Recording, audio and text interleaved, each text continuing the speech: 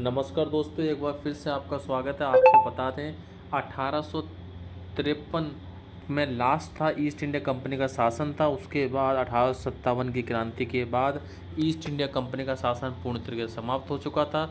उसके बाद 1858 पर ब्रिटिश ने पूरी तरीके से भारत का शासन अपने अधीन ले लिया था।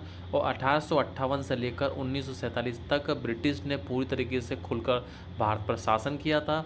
1858 का भारत सरकार अधिनियम क्या कहता है? इस महत्वपूर्ण कानून का निर्माण 1857 के विद्रोह के बाद किया गया, जिसे भारत का प्रथम स्वतंत्रता संग्राम या सिपाही विद्रोह भी कहा जाता है।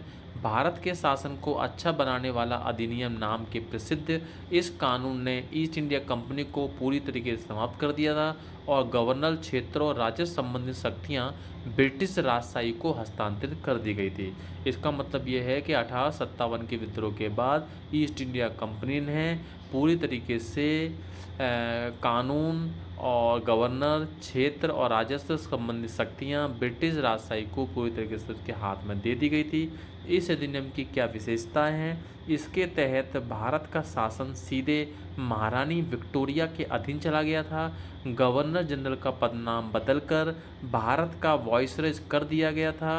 वह वॉइसरॉय भारत में ब्रिटिश ताज का प्रत्यक्ष प्रतिनिधि बन गया था। लॉर्ड कैनिंग भारत के प्रथम वॉइसरॉय थे।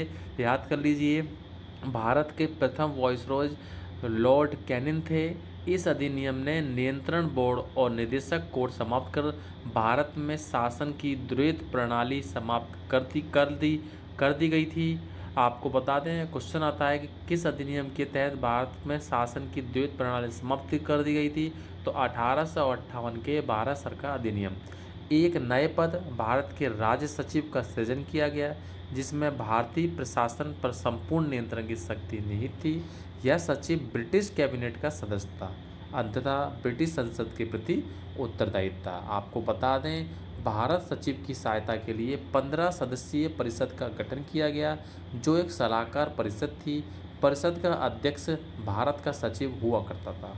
इस कानून के तहत भारत सचिव की परिषद का गठन किया गया, जो एक नियमित निकाय थी और जिसे भारत और इंग्लैंड में मुकदमा करने का अधिकार था। इस पर भी मुकदमा किया जा सकता था। नमस्कार दोस्तों।